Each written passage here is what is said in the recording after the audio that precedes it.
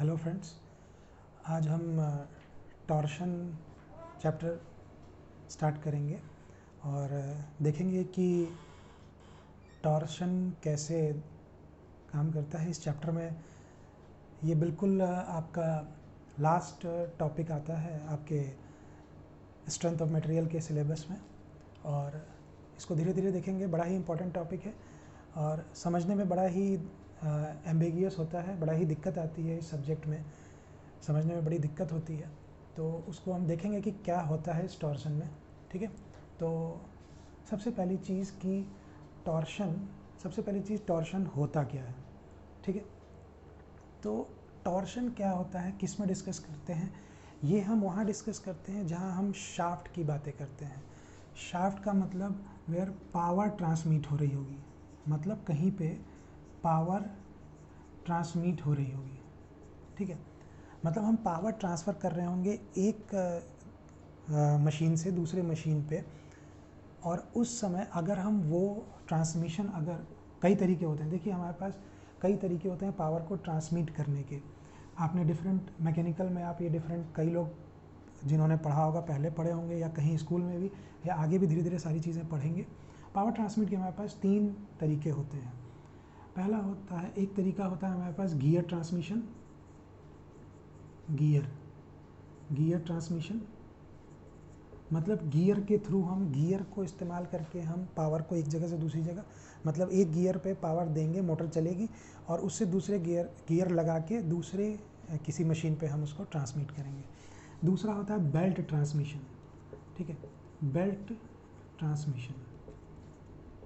ठीक है, और एक होता है shaft transmission.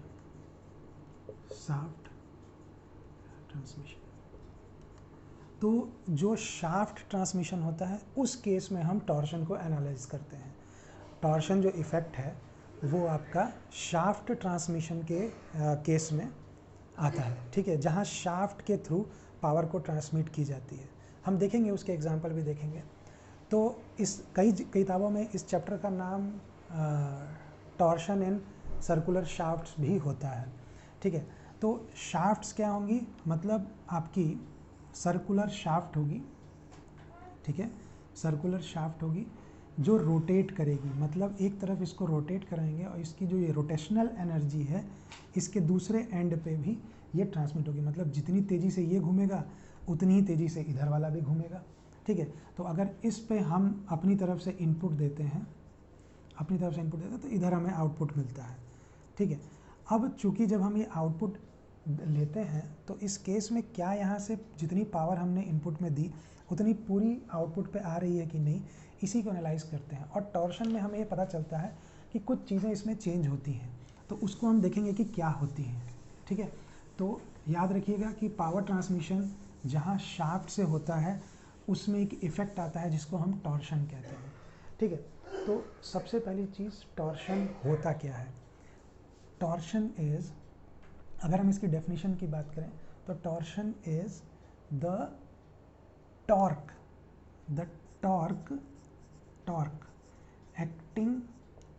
Torque acting eight circumference of a circular shaft। अब देखिए, जैसे ही हमने शाफ्ट बोला तो वो सिलेंड्रिकल तो अपने आप हो गया, सर्कुलर का मतलब उसका क्रॉस सेक्शन सर्कुलर है। देखिए, आपकी जो शाफ्ट होगी वो सर्कुलर के अलावा भी हो सकती है।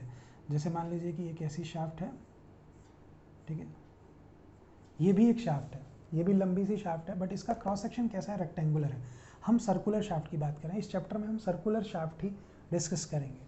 ठीक है, तो टॉर्क एक्टिंग एट सरकमफरेंस मतलब अगर कोई शाफ्ट है, ये शाफ्ट है, तो अगर इसके सरकमफरेंस मतलब जो इसका बाहर का जो पेरीफेरी है, बाहर की, ये जैसे ये आपका है सर्कुलर है, तो इसकी बाहर की पेरीफेरी पे टेंजेंशियल टॉर्क को हम एक और बोलते हैं, टॉर्क को अगर हम बोल सकते हैं एक और चीज़, क्या, टेंजेंशियल फोर्स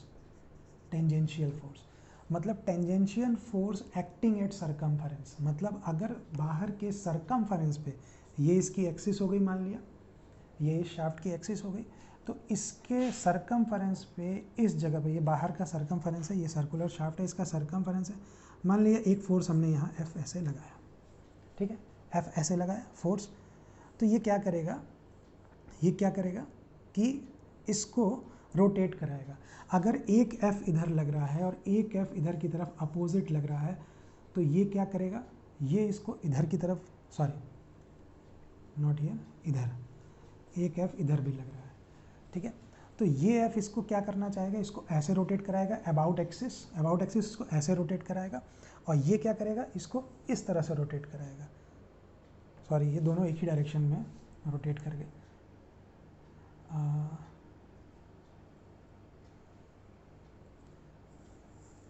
फेस ये ऐसे रोटेट कराएगा, ये भी ऐसे रोटेट कराएगा, ये एक्सिस इधर की तरफ, हाँ ठीक है, वो एफ इधर ही बनाइए, ठीक है। तो ये एफ इधर की तरफ है और ये बाहर की तरफ है, ये अंदर वाला फेस है, ध्यान रखिएगा, ये बाहर है, ये बाहर है, ये पीछे की तरफ है, ये ऐसे है। तो जब इधर वाले फेस पे लग रहा है तो इसको ये ऐसे रोटेट कराएगा, ठीक है, ये ऐसे रोटेट करेगा और ये ऐसे रोटेट करेगा। तो जब दो इक्वल अपोजिट टॉर्क, मतलब लग तो फोर्स ही रहा है, बट अगर वो एक्सिस से बाहर सरकमफेरेंस पे अगर फोर्स लगता है तो वो टॉर्क जनरेट करता है। ये आपको पता होगा, आपने पहले भी पढ़ा होगा टॉर्क के बारे में, तो वो टॉर्क जनरेट करता है। तो अगर दो इक्वल एंड अपोजिट टॉर्क किसी पे लगेंगे, दो इक्वल एंड अपोजिट टॉर्क अगर किसी शाफ्ट पे लगेंगे, तो वो शाफ्ट कैसा फील करेगी, एक टॉर्क इसको इधर घुमाना चाह रहा है, एक टॉर्क इसको इधर घुमाना चाह रहा है, मतलब ये ट्विस्ट होगा, ट्विस्ट होगा, बीच में मरोड़ जिसको बोलते हैं, हिंदी में टॉर्जन का नाम मरोड़ होता है, ठीक है। तो मरोड़ मतलब बीच में से एकदम मुड़ रहा है, ठीक है, इस तरीके का ट्विस्ट कर रहा है, शियर होगा, और इसका बीच में हर पार्ट को शियरिंग इफेक्ट महसूस होता है, ठीक है, हर पार्ट को शियर इफेक्ट महसूस होगा, ठीक है। अब बात ये होती है कि अगर आपसे कोई पूछे, बात ये भी होती है कि ठीक है, टॉर्क की डेफिनेशन आपसे कोई पूछ दे कि टॉर्क क्या होता है, तो ध्यान रखिएगा, what is torque, what is torque. तो टॉर्क की डेफिनेशन अगर आपको लिखनी है तो बहुत ज़्यादा मुश्किल नहीं है। द प्रोडक्ट, अभी बताया था आपको, टेंजेंशियल फोर्स यहाँ लिखा था, the product of tangential, the product of tangential force and the radius of shaft, ठीक है। टेंजेंशियल फोर्स, जो tangential force at the circumference, tangential force circumference पे, ये तो ध्यान ही रखना, मतलब at the circumference, at the circumference, circumference मतलब बोला जाता है जो बाहर का आपका उसका पेरीफेरी है, बाहर की पेरीफेरी, बाहर का जो घुमाव है, गोला है, उस पर, बाहर के बॉडी पे, बाहर के पार्ट पे, सॉलिड शाफ्ट है। तो सरकम टॉर्क क्या होता है, प्रोडक्ट ऑफ टेंजेंशियल फोर्स, मतलब कोई भी अगर ये सर्कुलर क्रॉस सेक्शन उस शाफ्ट का ले लें, ये उसका सेंटर है, ये हम क्रॉस सेक्शन काट के ऐसे फ्रंट व्यू देख रहे हैं उसका, तो अगर इस पे हम इस तरह से फोर्स लगाते हैं F, तो ये फोर्स क्या करेगा, इसको रोटेट कराने की कोशिश करेगा। अब देखिएगा, ध्यान दीजिएगा कि क्यों टॉर्क हमेशा रोटेट कराता है।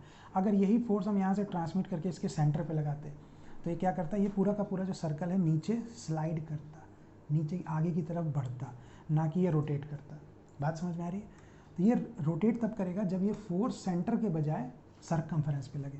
तो अब ये सरकमफेरेंस पे लग रहा है और मान लिया इस सर्कल का रेडियस r है, तो ये टॉर्क कितना क्रिएट करेगा, torque T is equal to F into R, ये आपका टॉर्क हो जाएगा। और इसकी SI यूनिट भी यहीं देख लें, सिंपल होती है। फोर्स की SI यूनिट आपको पता है न्यूटन होती है, और रेडियस लेंथ का ही मेजरमेंट है, तो इसकी यूनिट न्यूटन मीटर हो जाएगी, कोई बहुत ज़्यादा दिक्कत नहीं है इसमें।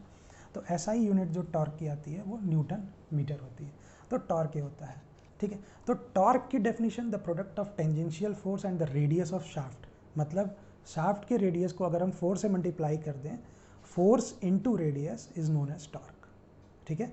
और ऐसा क्यों हो रहा है, क्योंकि ये r दूरी पर लग रहा है, इसलिए ये टॉर्क दे रहा है। और जितना आप इस फोर्स को इधर नज़दीक लाते जाएंगे, जितना नज़दीक, मान लिया कि ये सरकमफेरेंस पे ना लग के थोड़ा सा अंदर लग रहा है यहाँ कहीं, ठीक है, तो अब क्या हो जाएगा, इस पर अगर एक सर्कल ड्रॉ करें तो रेडियस कुछ कम हो जाएगा, मतलब टॉर्क कम होगा।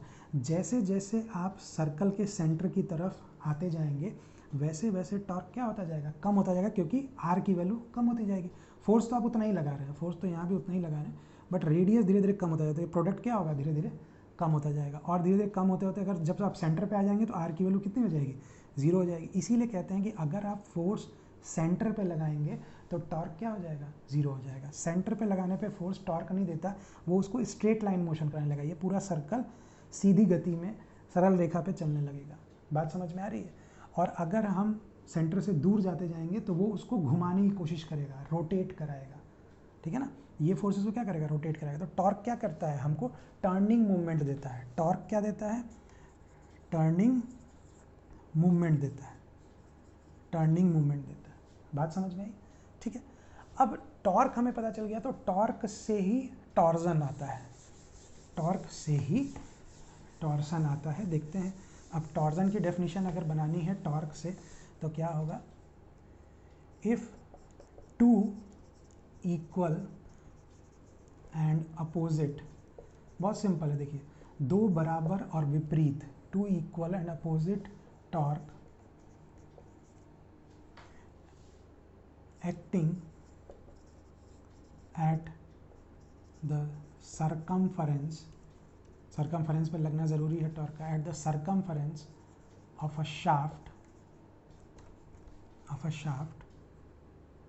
then it experiences a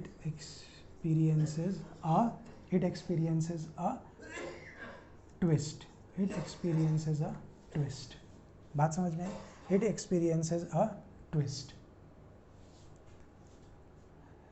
twist मतलब वो ट्विस्ट एक्सपीरियंस करेगा, उसको महसूस कैसा होगा कि वो ट्विस्ट हो रहा है, उसको कोई मरोड़ रहा है। देखिए, मोड़ना नहीं, मरोड़ना, बेंड नहीं हो रहा है ना कुछ हो रहा है, ये मरोड़, टेढ़ा हो रहा है, उसकी शेप कुछ डिस्टॉर्ट हो रही है, ट्विस्ट। और इसको डिस्टॉर्ट भी बोलते हैं, डिस्टॉर्ट, एक्सपीरियंस अ ट्विस्ट और डिस्टॉर्शन, डिस्टॉर्शन हो रहा है, ठीक है। And this effect is known as torsion। तो ये आपकी टॉर्शन की डेफिनेशन होगी। पहले टॉर्क डिफाइन करना, फिर टॉर्क से हम टॉर्शन बता सकते हैं कि अगर दो इक्वल और अपोजिट टॉर्क लग रहे हैं किसी भी शाफ्ट के सरकमफरेंस पे, दोनों इक्वल होंगे और अपोजिट होंगे एक दूसरे के डायरेक्शन में, तो वहाँ पे क्या होगा, ट्विस्ट और डिस्टॉर्शन होगा। पहले भी आपने पढ़ा होगा हमेशा कि टॉर्शन हुआ या शेयर इफेक्ट हुआ, शेयरिंग इफेक्ट, शेयरिंग फोर्स में आपने पढ़ा होगा, शेयरिंग इफेक्ट होगा। ये भी टॉर्शन जो है आपका, ये भी जो टॉर्शन है आपका, ये टॉर्शन क्या करेगा, ये टॉर्शन क्या करेगा, इसका अगर इफेक्ट देंगे ट्विस्ट, मतलब ये इसके इफेक्ट के कारण क्या होगा, मतलब अगर ये शाफ्ट है, अगर ये शाफ्ट है, ठीक है, और अगर इस पे एक तरफ ये और एक तरफ ये, ठीक है, ऐसे करके आपका दो इक्वल एंड अपोजिट टॉर्क लग रहे हैं, तो ये टॉर्शन इफेक्ट होगा। और इस इफेक्ट के कारण होगा क्या, इसका हर क्रॉस सेक्शन कहीं भी आप काटिए तो उस क्रॉस सेक्शन को क्या फील होगा, शेयर फील होगा। मतलब ये यहाँ से शेयरिंग होकर टूट सकता है, मतलब ये शेयर होकर टूट जाएगा दो पार्ट में। ये इसका आफ्टर इफेक्ट है टॉर्शन का। तो हम ये कहते हैं कि अगर कहीं भी शेयरिंग हो रही हो या टॉर्शन हो रहा हो तो हमेशा ध्यान रखिएगा कि कभी भी शेयरिंग और टॉर्शन होगा तो वहाँ पे पेयर होगा, पेयर ऑफ फोर्स और torque. Pair of force shear force के लिए, पेयर ऑफ टॉर्क टॉर्शन के लिए। मतलब दो इक्वल एंड अपोजिट टॉर्क, मतलब पेयर ऑफ टॉर्क होगा ना, हमेशा पेयर होगा, दो होगा, तभी इसमें देखेंगे। आगे हम देखेंगे जब प्रूफ करेंगे तो वहाँ पे भी हम देखेंगे, आपको ये जल्दी दिखाई नहीं देगा पेयर ऑफ टॉर्क, और वहाँ पे हम कहेंगे कि टॉर्शन हो रहा है, देखेंगे वहाँ पे क्या है, ठीक है। तो टॉर्शन की डेफिनेशन आपको समझ में आ गई, इसमें कोई दिक्कत नहीं है, ठीक है। अब देखते हैं कि टॉर्शन हो गया, और इसी को हम, अगर दो इक्वल एंड अपोजिट टॉर्क किसी भी सर्कमफ्रेंस पर लग रहे हैं तो इसी को हम प्योर टॉर्शन भी बोलते हैं, प्योर टॉर्शन भी इसी को बोलेंगे जब दो इक्वल एंड अपोजिट आपके टॉर्क लग रहे हों, तो उसी को हम प्योर टॉर्शन भी कहते हैं। प्योर टॉर्शन जब दो इक्वल एंड अपोजिट टॉर्क लग रहे हैं, ठीक है।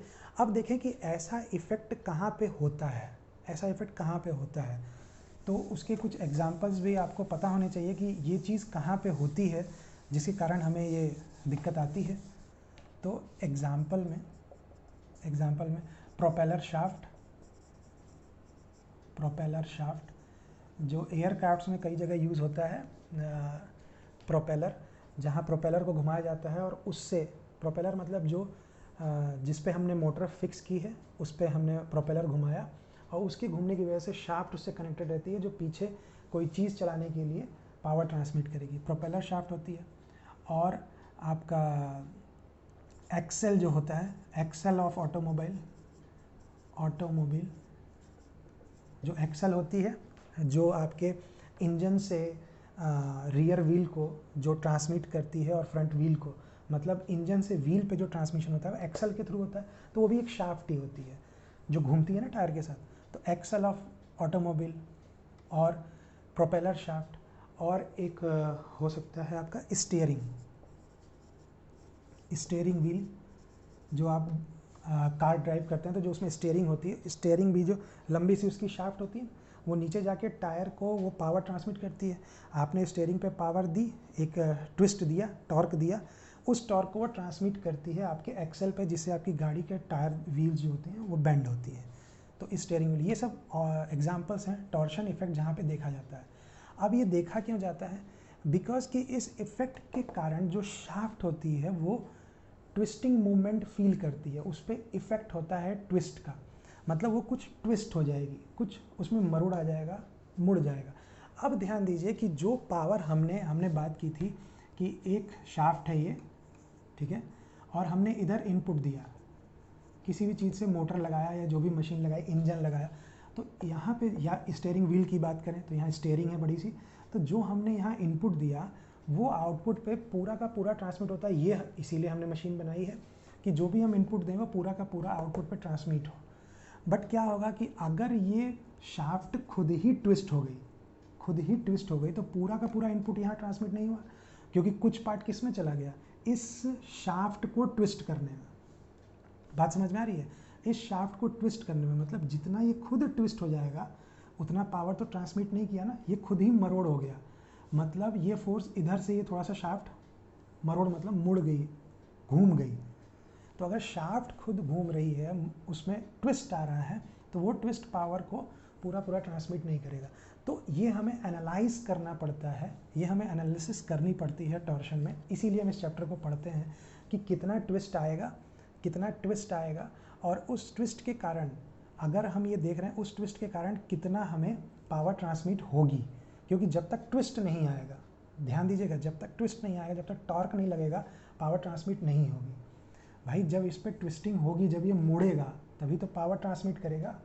बात समझ में आ रही है? तो मुड़ना तो ज़रूरी है, बिना मुड़े तो ट्रांसमिट नहीं करेगा। तो मुड़ेगा तो कितना पावर वो ट्रांसमिट कर पाएगा, एक शाफ्ट इनपुट देने पे कितना आउटपुट पे पावर ट्रांसमिट करता है, ये हम यहाँ से कैलकुलेट करते हैं। क्या क्या इसमें प्रॉब्लम्स आती हैं, प्लस इस आगे चल के जब हम मशीन डिज़ाइन की बात करते हैं तो डिज़ाइन हम करते हैं, शाफ्ट की डिज़ाइनिंग भी करनी पड़ेगी ना, कि ये शाफ्ट कितनी स्ट्रेंथ की होनी चाहिए कि इतने टॉर्क को हमें ट्रांसमिट कर रहा है। मतलब देखिए स्टीयरिंग व्हील का जो शाफ्ट होगा वो उतना ज़्यादा मजबूत हमें बनाने की ज़रूरत नहीं, क्योंकि हमें पता है कि हम हाथ से ही उस पर ज़्यादा पावर लगा रहे हैं, ठीक है। बट अगर हम एक्सेल ऑफ ऑटोमोबाइल की, यहाँ इंजन से पावर जा रही है, यहाँ पावर बहुत ज़्यादा ट्रांसमिट हो रही है। प्रोपेलर शाफ्ट की बात करें तो और ज़्यादा पावर ट्रांसमिट हो रही है। मतलब अगर सिक्वेंशली यहाँ से यहाँ देखते जाएँ तो शाफ्ट की जो स्ट्रेंथ है वो इंक्रीज़ होती जा रही है। तो शाफ्ट की एग्जैक्ट स्ट्रेंथ हमें कितनी रखनी है वो हमें तभी पता चलेगा जब हम कैलकुलेट करेंगे कि कितनी पावर एक हमें ट्रांसमिट करनी है, कितनी पावर हमें इनपुट से आउटपुट पर ट्रांसमिट करनी है, उसके हिसाब से हम कैलकुलेट करेंगे कि उसकी स्ट्रेंथ कितनी होगी। तो ये चैप्टर बहुत ही इंपॉर्टेंट होता है एक मैकेनिकल इंजीनियरिंग के लिए। तो आगे ध्यान दीजिएगा, इसमें देखते हैं और आगे क्या है, ठीक है। अब होता क्या है कि रियलिटी में अगर हम जाएंगे तो बहुत सारी घटनाएं शाफ्ट में घटती हैं जो ओरिजिनली वहाँ बहुत ही अलग पिक्चर होती है रियल में, और जो हम पढ़ते हैं वो हम अगर रियल सारी चीज़ें लेके चलेंगे तो बड़ी ही कॉम्प्लिकेटेड कैलकुलेशन हो जाएगी। तो अपनी कैलकुलेशन को आसान करने के लिए हम कुछ एजम्पशंस मान के चलते हैं, एजम्पशंस मान के चलते हैं, एजम्पशंस ऑफ टॉर्शन।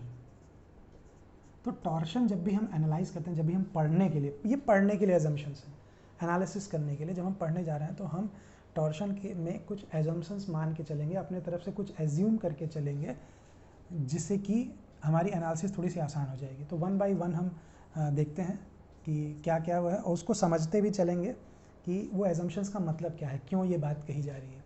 तो पहला एजम्पशन तो ये है कि the material of shaft, the material of shaft is homogeneous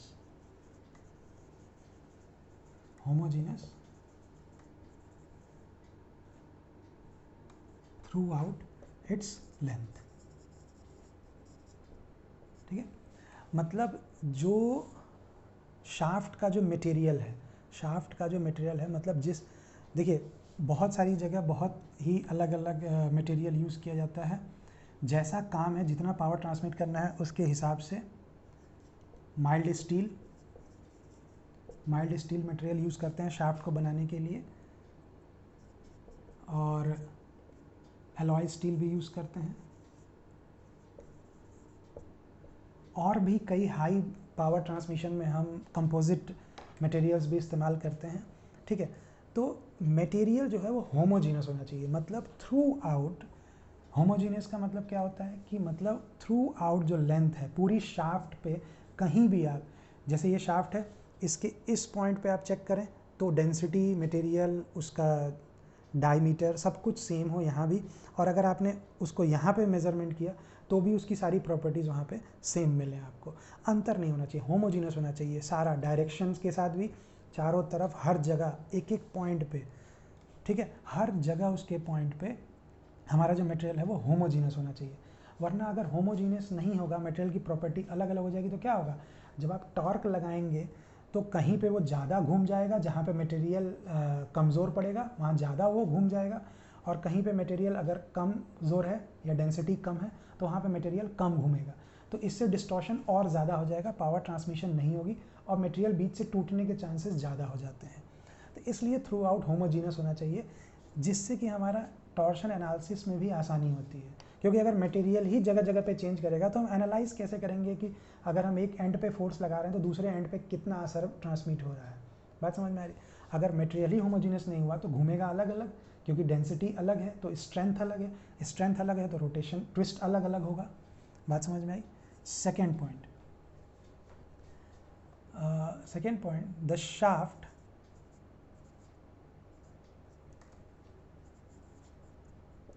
shaft is of uniform cross section।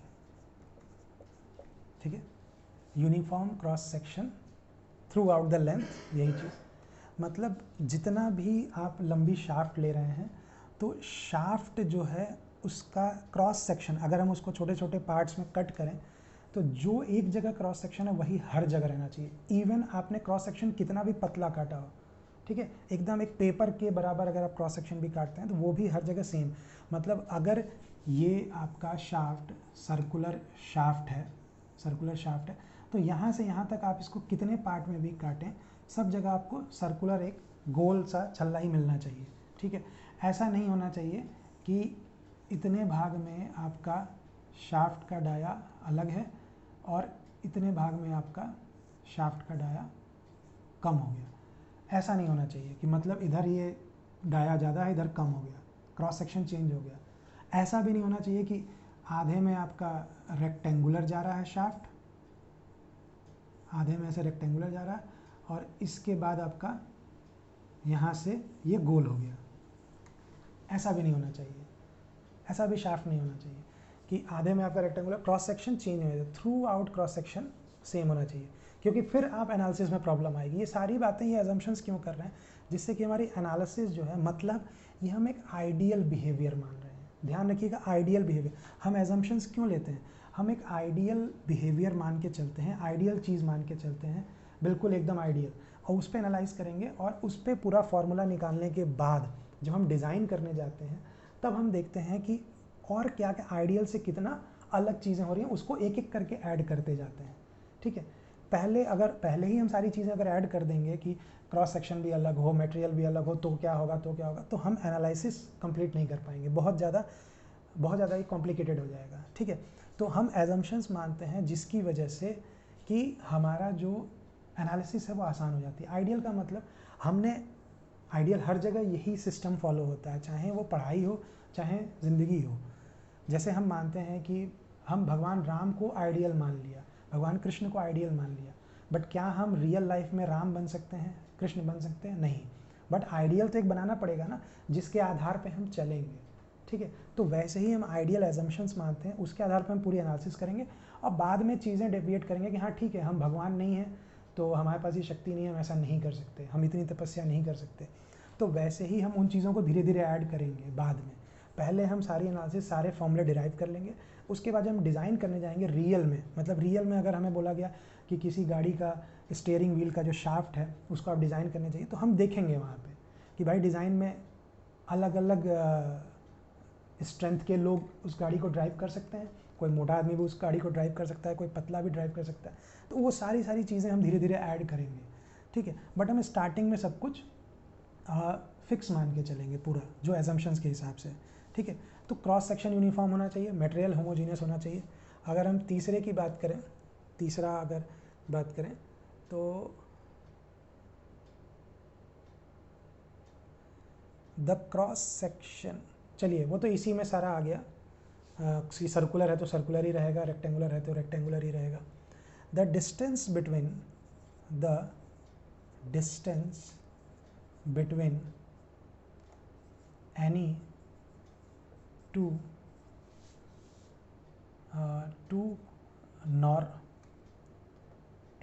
Normal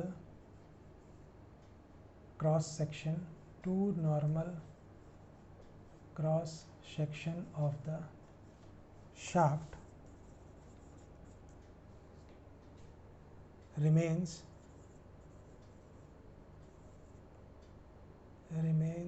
same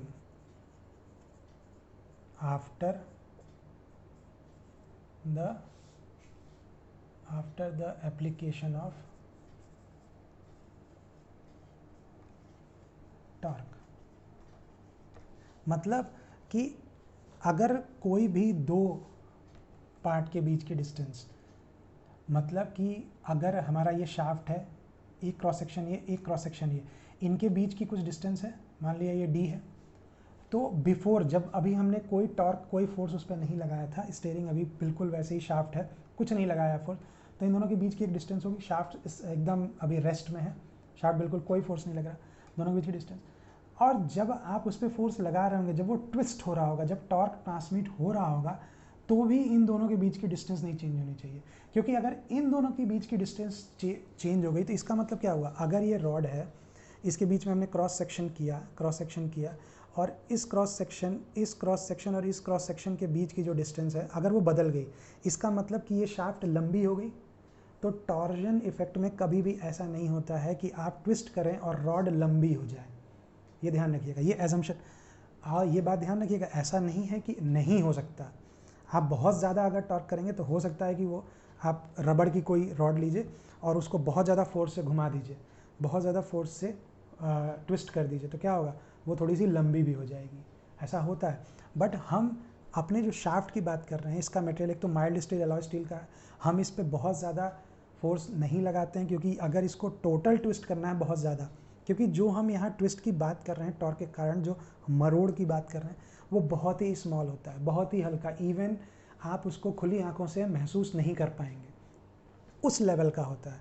तो उस लेवल में हम कह सकते हैं कि जो दो शाफ्ट में जो क्रॉस सेक्शन है दो, उस क्रॉस सेक्शन के बीच की जो डिस्टेंस है, वो जब हम टॉर्क लगाएंगे, पावर ट्रांसमिट करेंगे, उसके बाद भी वो डिस्टेंस उतनी ही रहेगी, ये चेंज नहीं होगी। क्योंकि चेंज होने से आप समझ के क्या होगा, लेंथ बढ़ जाएगी, जो नहीं होती है। ठीक है, शाफ्ट की लेंथ ही बढ़ गई तब तो बहुत दिक्कत हो गई। गाड़ी में एक्सल पावर ट्रांसमिट कर रहा है रियर टायर को, जब थोड़ी देर गाड़ी चली और उसका रॉड लंबा हो गया तो एक्सल टूट जाएगा, ऐसा नहीं होता। तो दोनों के बीच की डिस्टेंस हम मानते हैं कि वो चेंज नहीं हो रही है। फोर्थ पॉइंट नेक्स्ट अगर देखें तो फोर्थ पॉइंट है maximum shear stress, maximum shear stress, maximum shear stress induced is maximum shear stress induced in the shaft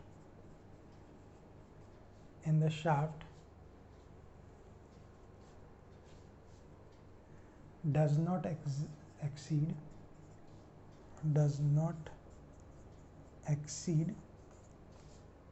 the elastic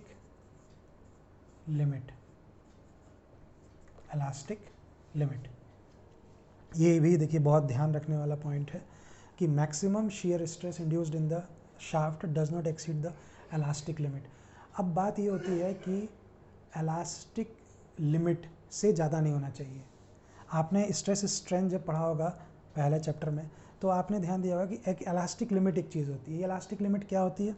ये वो लिमिट होती है किसी भी मटेरियल के लिए जिस समय तक इलास्टिक लिमिट तक, मतलब इस लिमिट तक, मतलब ये एक लिमिट, इस लेवल का एक फोर्स होगा, इस लेवल के फोर्स तक उसकी जो लिमिट बर्दाश्त करने की क्षमता, उस समय तक अगर फोर्स लगाएंगे, उतना अगर फोर्स उस मटेरियल पर लगाएंगे तो इलास्टिक लिमिट, मतलब इलास्टिक लिमिट के अंदर अगर फोर्स लगा रहे हैं तो जितना उसमें चेंज आएगा, जितना भी उसमें चेंज आएगा, स्ट्रेस डेवलप होगा या स्ट्रेन डेवलप होगा, वो विद इन इलास्टिक लिमिट अगर है, इलास्टिक लिमिट के अंदर है, तो जैसे ही आप फोर्स को हटाएंगे वो वापस अपनी ओरिजिनल शेप और साइज़ में आ जाएगा वापस, ठीक है, वापस अपने शेप और साइज़ में आ जाएगा। उसको इलास्टिक लिमिट कहते हैं।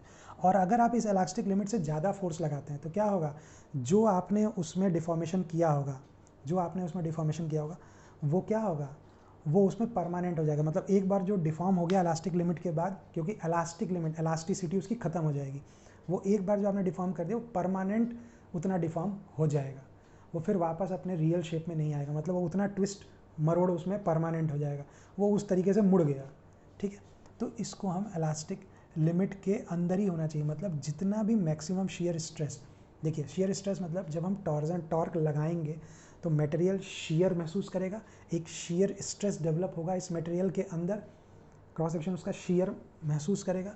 तो वो जो शियर स्ट्रेस हम इसको निकालेंगे, इसका प्रूफ भी है, तो जो शियर स्ट्रेस हम निकालेंगे, जो उसमें निकलेगा, जो शियर इंड्यूस होगा अंदर, वो इलास्टिक लिमिट से कम ही होना चाहिए। क्यों? क्योंकि हमें वो शाफ्ट कंटिन्यूअस, गाड़ी का जो शाफ्ट है भाई, एक्सेल है, वो काफ़ी समय तक यूज़ होता है। ऐसा नहीं कि आज हमने यूज़ किया, इलास्टिक लिमिट से ज़्यादा शियर स्ट्रेस लगा दिया, वो फैल गया, फिर हम एक्सेल बदल रहे हैं अगली बार गाड़ी चलाने के लिए। ऐसा नहीं होता है, काफ़ी बार चलना होता है। तो इलास्टिक लिमिट के अगर अंदर रहा मैक्सिमम शियर स्ट्रेस, तो क्या होगा? जो भी उसमें ट्विस्टिंग आई है, जो भी उसमें मरोड़ आया है, वो जैसे ही हम गाड़ी बंद करेंगे वो वापस अपने ओरिजिनल शेप पे आ जाएगा, कोई दिक्कत नहीं होगी। अभी ध्यान रखिएगा, ये शेप में आने का मतलब ऐसा नहीं, मैंने अभी बताया था कि आपको खुली आंखों से नहीं दिखाई देगा कि वो पूरा मुड़ा हुआ है, ठीक है ना, वो बहुत ही माइन्यूट होता है, negligible, but is the part of analysis, ये एनालिसिस करना ज़रूरी है, ठीक है। तो शियर स्ट्रेस हमेशा इलास्टिक लिमिट से कम होना चाहिए। ये सब एजम्पशंस हैं, ठीक है। नेक्स्ट एजम्पशंस देखते हैं एक और।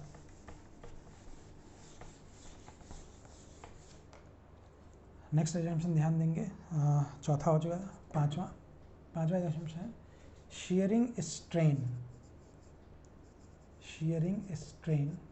देखिए वो स्ट्रेस की बात हो रही थी, अब हम स्ट्रेन की बात करें।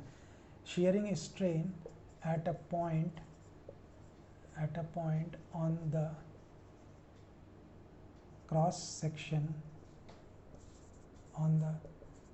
Section of a shaft subjected to torque, जिस पे टॉर्क लग रहा है, subjected to torque is proportional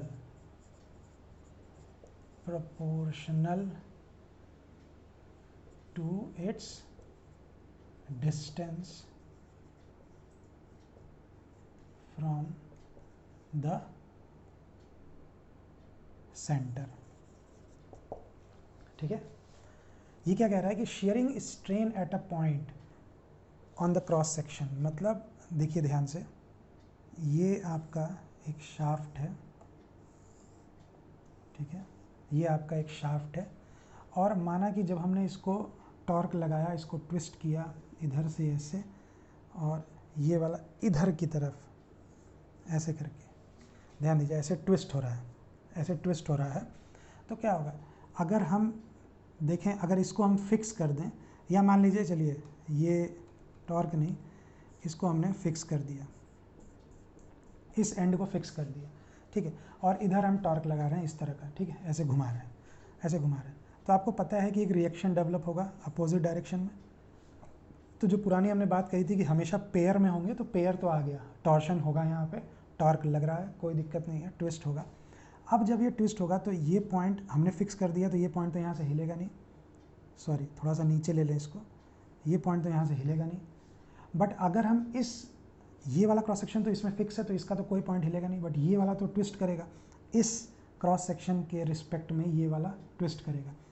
तो कैसा दिखेगा, यहाँ का पॉइंट थोड़ा सरक के घूम के ट्विस्ट होके यहाँ चला जाएगा, और दोनों पॉइंट को इससे आप ज्वाइन कर दीजिए, तो क्या होगा, ये ऐसे घूमेगा, मतलब ये वाला यहाँ पे चला जाएगा घूम के, इसी को तो मरोड़ कहते हैं, यही ट्विस्टिंग है, यही टॉर्जन इफेक्ट है, ठीक है।